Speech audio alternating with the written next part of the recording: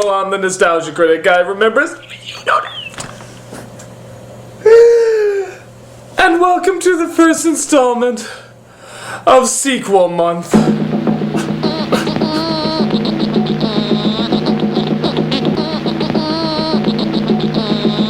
All through the month of January, I had to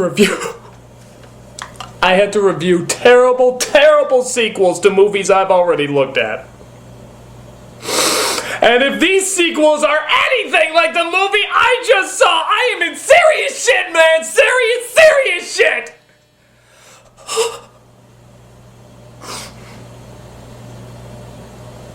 NeverEnding Story 3.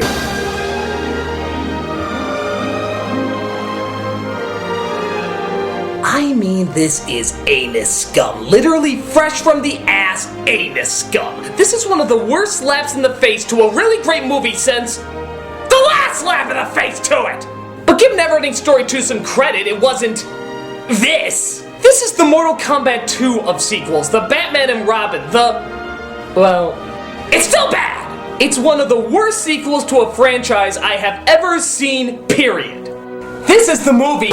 These are the notes of things that are wrong with the movie, so as you can imagine, there's a lot to talk about. So I will do my best to keep this review under a millennium long, but I make no promises. Let's take a look. First of all, look at this stellar computer animation. Doesn't it look like it's just leaping out at you? Hell, the credits look more three-dimensional.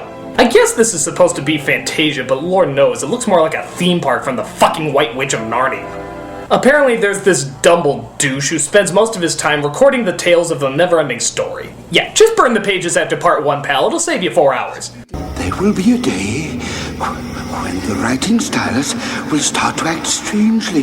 This is a sign that the nasty is on the way. The Nasty. That's the name of our villain, folks. The Nasty. In the first film it was the Nothing, the second film it was the Emptiness, and in this film, it's the Nasty.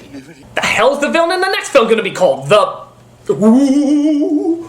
To stop the nasty, even temporarily, would require a special young human, a voracious reader of great imagination and extraordinary courage. Too bad, you got the dick cheese from Free Willy. Enjoy! He's being chased by some bullies and hides in the school library, where he comes across the librarian from the first 2 films, played this time by Freddie Jones. Yeah, is it me or do they always meet this way? Mr. Coriander, don't you remember me? Bastion Balthazar Bucks. Bastion? What in the world happened to you? They changed actors twice. The NeverEnding Story. That is strictly a reference book from now on, and must not be taken from the library under any circumstances. That's why I left it out in the open for anybody to steal. Seriously, I should take better care of my books! So he looks in the book and sees his story is once again being told through the text. Apparently his dad got married to a divorcee named Jane Baxter. Jane's house was more suited for a family of 4. Which for Bastion meant a new room, a new neighborhood, and worst of all, a new school. Well, thank God the librarian just happened to move at the exact same time to the exact same school. Or maybe when he, vanished into thin air from the last film, he just happened to reappear at the school. That's fucking lucky. He also gets a little sister, a bratty little bitch and a half who wants nothing to do with Bastion. You can have one if you want. I got plenty of them. What for? Crystals are so stupid. Like a crystal can really grant a wish or something? When did he say it could? Spare me this new age garbage. Crystals aren't supposed to grant wishes. Only the Orin can do that. Can't tell this to anybody. Okay. The Orin is a necklace of the childlike empress, the ruler of all Fantasia. The NeverEnding Story. You're crazy. So after hearing his Dungeons and Dragons wet dream, she locks herself in her room and tries to cope with the situation. I wish I still saw you.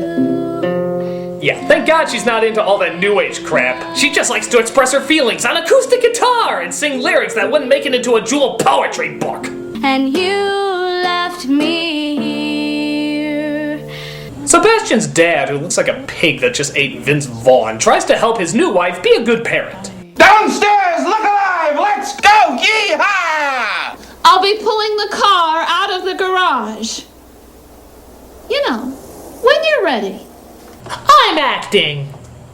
But Bastian decides he wants to look cool on his first day of school, so he goes for something along the lines of that green hair guy from Sim City. Jane, would you happen to have a comb? No, I don't, but don't worry, you look perfectly impressive. Yeah, you can call it the I just woke up and saw the box office results for NeverEnding Story 3 look. Oh my god, the new brother. Is he for real? Oh, it depends. Do you believe two obvious 30-year-olds trying to play high school students is for real? Where's the men's room? Nicole, I gotta get this stuff out of my hair. I can't show you the bathroom right now. Oh my god! Get out of here! Wait, what? What? Oh, whoa, huh? Wait, Come on! Why? Who are they? The nasties! wait, no, wait, come on, wait, what? Huh? Wait, what? How does this? What? Okay, hold it. We gotta go back and do bullet points because there's just too many things wrong with this scene. First off, that's Jack Black. What? Second, why would an entire school literally run away from a group of bullies? What, did they stuff their pants with TNT or something? Third, that's Jack Black. What? Fourth, they're literally called the Nasties? In the first film, the nothing was an abstract entity. In the second film, the emptiness was the human form of dying imagination. In this film, it's literally just a bunch of bullies named the Nasties? How fucking uninspiring is that? To go from complex ideas destroying worlds to one half of Tenacious D acting like a dick mule. Boy, they keep upping the ante, don't they? Now, to his credit, Jack Black does seem like the only actor who's actually having fun with this performance. Don't get me wrong, it's still written terribly, but it's a lot of fun to see him try and pull something off with it. Can you guys show me where the men's room is? Well, I think it'd only be right we personally escort you to the men's room. It's a trap! So they lock him in the storage room until the janitor comes along and spots them. Yo, Mr. John, what's up? How many times are you dweezils gonna repeat the 12th grade? Also, that's why half the high school students look like they're in their 20s. Principal said the next time he catches you down here, he'd have you all expelled. Sebastian knocks on the door and tells the janitor what happened, resulting in them getting expelled. Which leads us to where the story left off with Bastian finding the book. Kinda weird that he read all the things they already knew happened to himself. But the bullies find him and continue to chase him down. Hey, you know what I don't miss in this film? Fantasia. I don't miss it at all. The other films would have gotten there by now, but this film feels that taking its time to show us how teeth-grindingly boring our main character is much more important. Hell, the name of the blip in film is Escape from Fantasia. They should have called it Trying to Get to Fucking Fantasia. Hell, take back Fantasia! It's my story, and I say I return to Fantasia to escape the Nasties! What the hell? That's your transporting effect. You'd be lucky if you didn't get a seizure traveling that way. I want to go to Fantasia now! Ow! Ow! Ow! Ow! Ow! Ow! Why is it so mean? Ow! So finally, he transports himself back to Fantasia. Oh hey, I didn't know Martin Short was in this movie.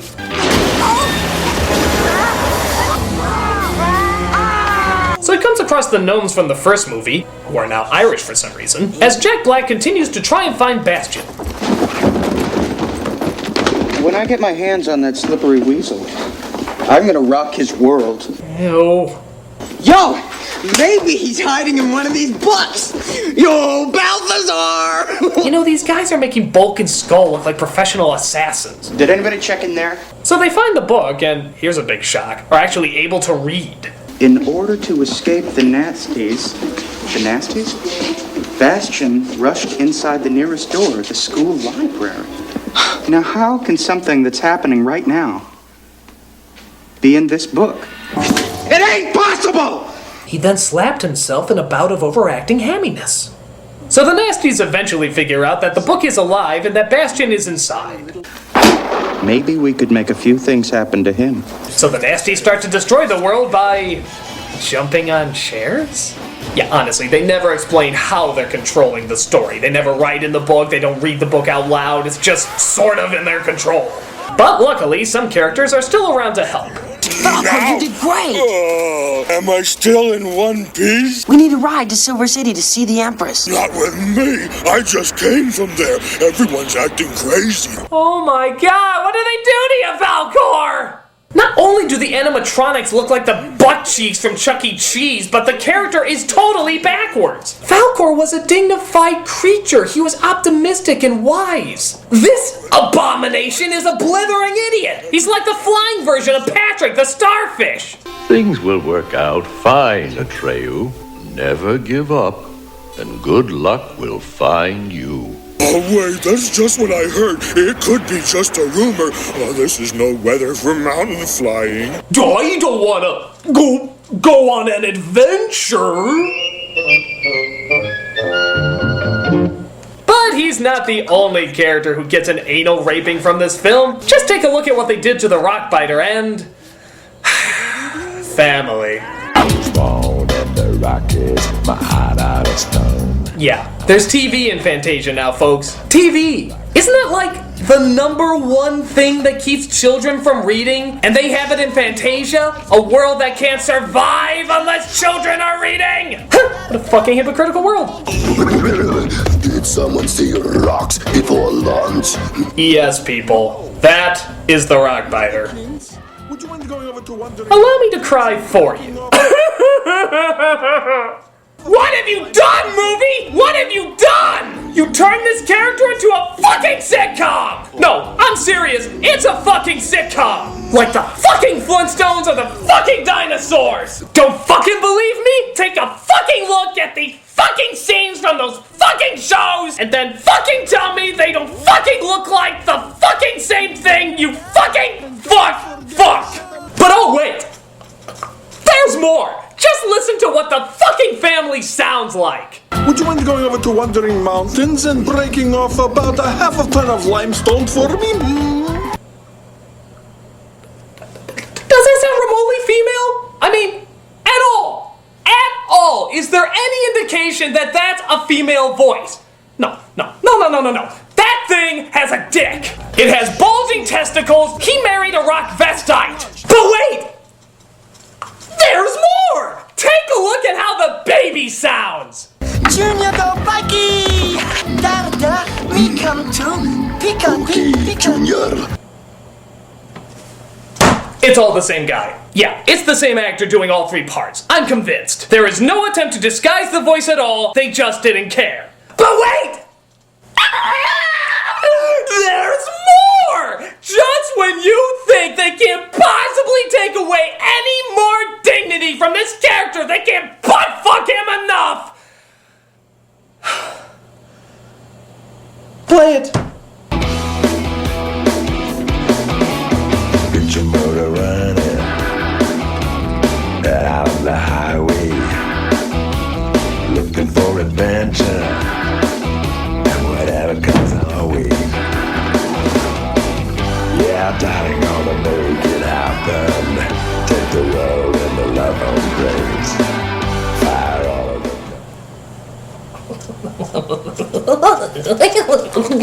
Okay. Let me make one thing perfectly clear. This is not jumping the shark. I can repeat that again. This is not jumping the shark. No. This is jumping the shark, coming back, shooting it in the balls, raping it, eating its flesh, consuming its soul, mounting its head on the wall, and then doing the same thing to 12 more fucking sharks just to be safe! Don't believe me? You do not fucking believe me? Well, let's take a look at the original film and this film back to back. They look like big, good, strong hands, don't they? Get your motor running out on the highway. My little friends, the nothing, pulled them right out of my hands. Take the world in the love embrace. They don't quite fit together, do they? They do quite fit together! Shame on you, movie! Shame on you! Anyway, we see the childlike Empress, who of course looks nothing like a child, and her sidekick, Megamind? as they enter the icy mountain the same time Bastion does. Empress, how are you? Not well. We must not give in to the nasty. Am I the only one who finds that dirty? You will take the Orin with you. You shall wish yourself back to the human world.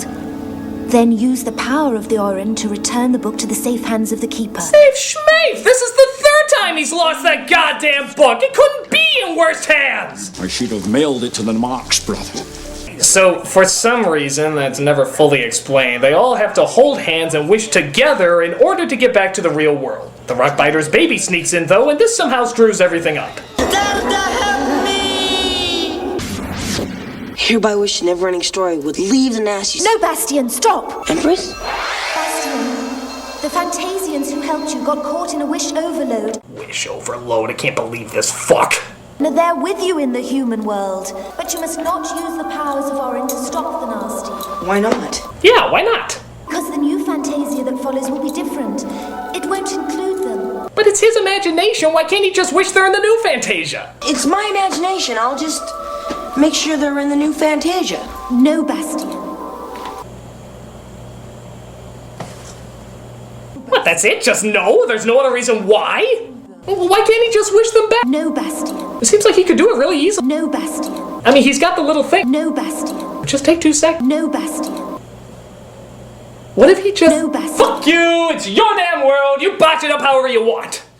So Falcor is stuck somewhere in the sky. Tree Pube here is stuck in the forest. The gnomes are trapped in Nome, Alaska, get it? And that petrified turd is stuck somewhere on Mount Rushmore. So Bastion is stuck at home, literally waiting for his friends to find him as his dad comes in to chat. Any problems with the new school? Making any friends? I'm fine, okay? How much you want to bet they're not going to bring up at all any of the knowledge that the father got about the book from the last movie? Even though clearly in the last film he proved that everything he said about the story was real. So there's nothing you want to... Nope, not even a mention. Continuity is fucked like a $2 whore. The only thing he says are 2 words that pretty much sum up the entire movie in a nutshell. Everything sucks. Okay? Okay. Good talk, son. I think we've really come a long way after our breakthrough This Really Bites discussion. So we see the nasties literally have a hideout at the mall behind a garbage dumpster. I swear to God, these guys are turning into 1960s Batman villains every time I turn around. You think maybe we should get our hands on that chloron thing first? Before we even get a chance to read about it, this book could go flying right out of our hands. Let's steal the necklace, and we get the book. Permanent control over Balthazar's story.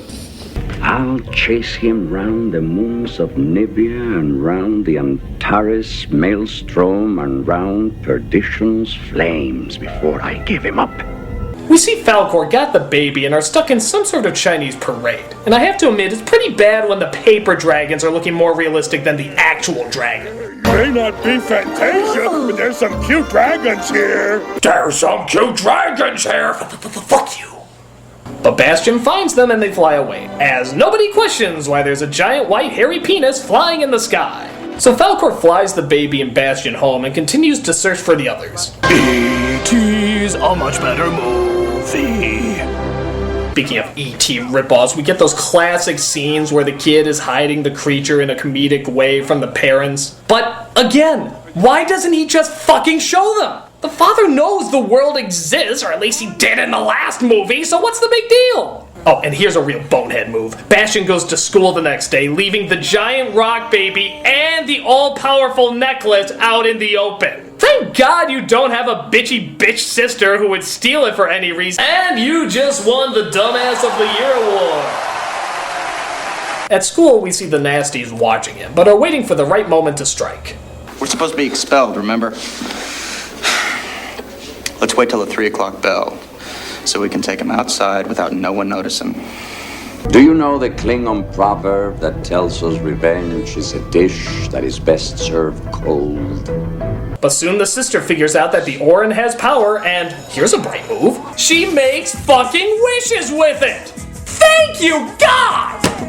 How come that dumbass Bastion never gets the idea to just wish for shit? True, she's using it to go shopping and dress up like Bozo's hooker, but hell, she's fucking using it! All Bastion has to do is wish for the NeverEnding story to be in his hand and all this misery would be over. But no! He just sits in his room praying the problem will fix itself! That technically means that the bitchy sister is more of a hero than he is, because she's fucking using it! Hell, even the nasties, the villains of this picture are closer to heroes than Bastion is because they're actually taking advantage of what they have. Why the hell are you in this movie? Just leave! Okay, so the nasties find out that Bastion doesn't have the necklace and like idiots they let him go. Back at home, both the gnome and the tree somehow deliver themselves to Bastion even though they don't know his address. Fuck it, I don't care, I'll buy it. Fill in the plot holes yourself, kids, because this movie ain't gonna do it for you. They go to find the sister at the mall and, oh, what a coincidence. It happens to be Halloween, so they can walk around without getting noticed. Lucky, lucky. Little do they know, though, that the nasties are reading their progress. What a dweeb! Okay, come on, guys. Balthazar's sister's right upstairs. There she is. There she is. So the nasties grab the necklace and run. Where'd they go? I don't know, they must have used the Orin to disappear. What'll happen if you don't get the Orin back? Don't you realize what you've caused? Her? I really hope you enjoyed your little shopping spree. It's called doing something, you dumbass! Look into it! So it looks like the nasties have control of the necklace and thus all power in the world. Yo, Empress! Jesus! Check it out, Wilma. I'm the new keeper of the book. My name is not Wilma. Yeah, don't you remember? It's... Then Bastion has failed.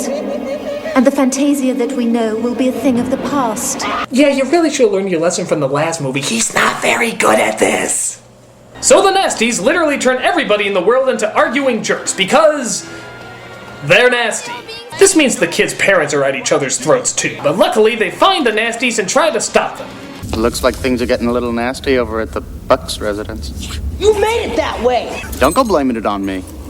I didn't put those words into your parents' mouths. They said it themselves. For hate's sake, I spit my last breath at thee.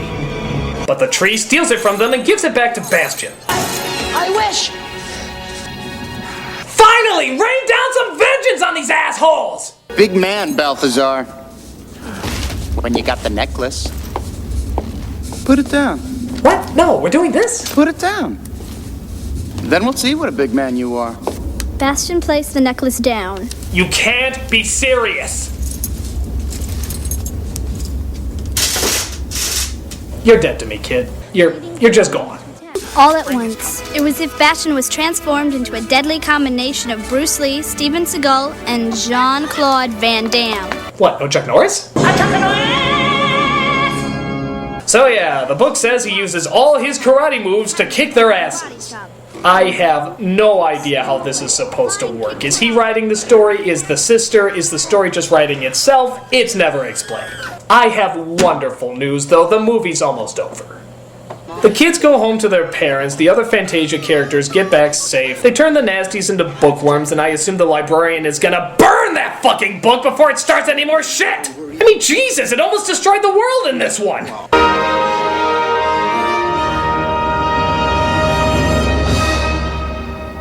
Whew! And we did it. We made it through. The NeverEnding Story 3, one of the worst sequels of all time.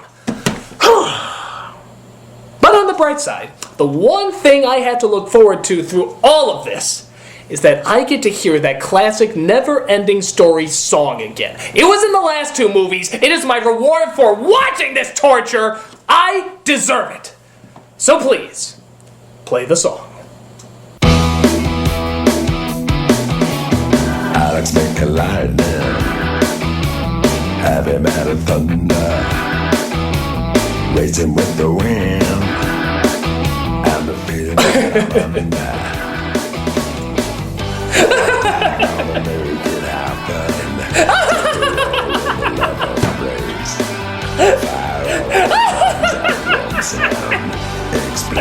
whisper. Like a true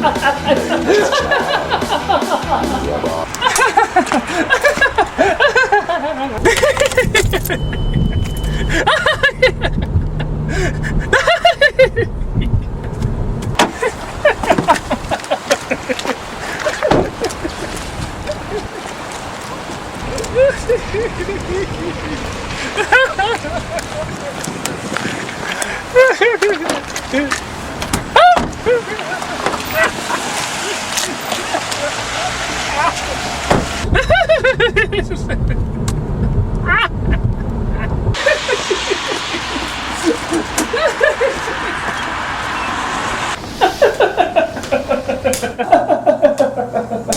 Cocksucking whore!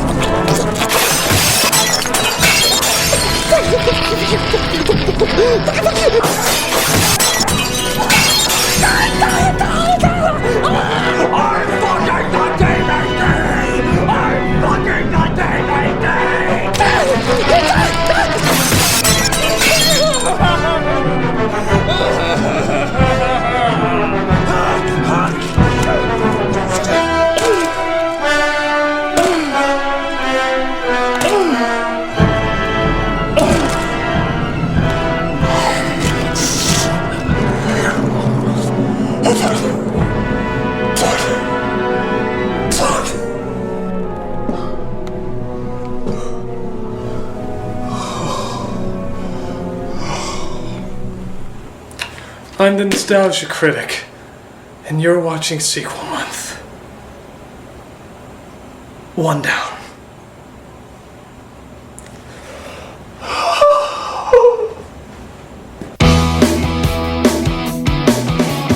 Alex make a lightning, heavy metal thunder, racing with the wind, and the feeling that I'm under. Yeah, darling, gonna make it happen. Take the world in the love of praise. We must not give in to the nasty.